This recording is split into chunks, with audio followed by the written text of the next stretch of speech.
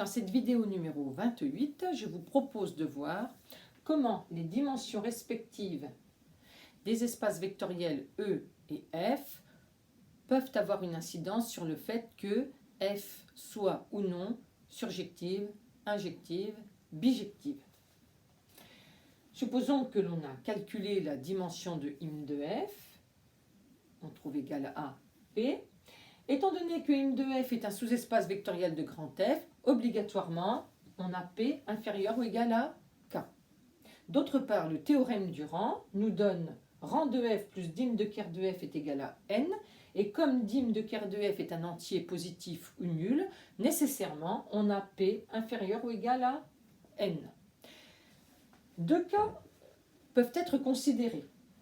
Admettons que K soit strictement plus petit que N, c'est-à-dire que la dimension de l'espace d'arrivée soit strictement plus petite que la dimension de l'espace de départ. Une façon imagée de voir ça serait de dire F est plus petit que E. Alors, on a P inférieur ou égal à K strictement plus petit que N. Ce qui fait que quand on calcule dim de ker de F avec le théorème du rang, dim de ker de F est égal à N moins P est strictement positif, c'est-à-dire non nul. Si dim de ker de F est non nul, F n'est pas injective.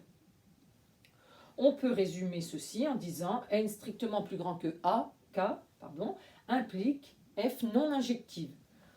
Autrement dit, F injective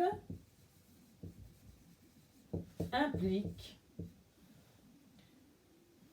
N inférieur ou égal à K. C'est la contraposée de cette implication. L'autre cas qui peut se produire, cette fois-ci, c'est que la dimension de l'espace de départ est strictement plus petite que la dimension de l'espace d'arrivée. Cette fois-ci, c'est l'espace de départ qui est plus petit que l'espace d'arrivée.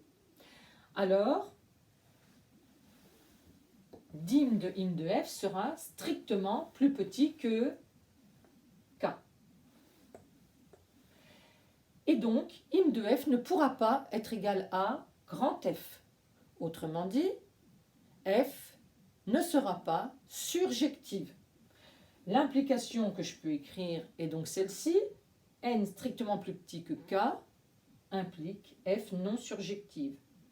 Ou bien F surjective implique que N soit supérieur ou égal à K.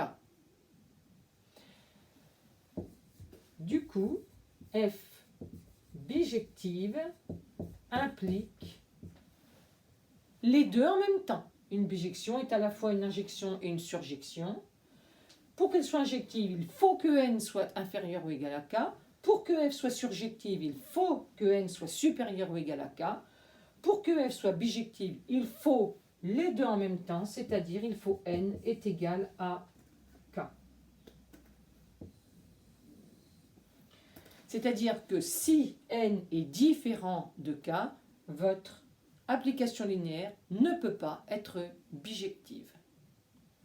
À bientôt!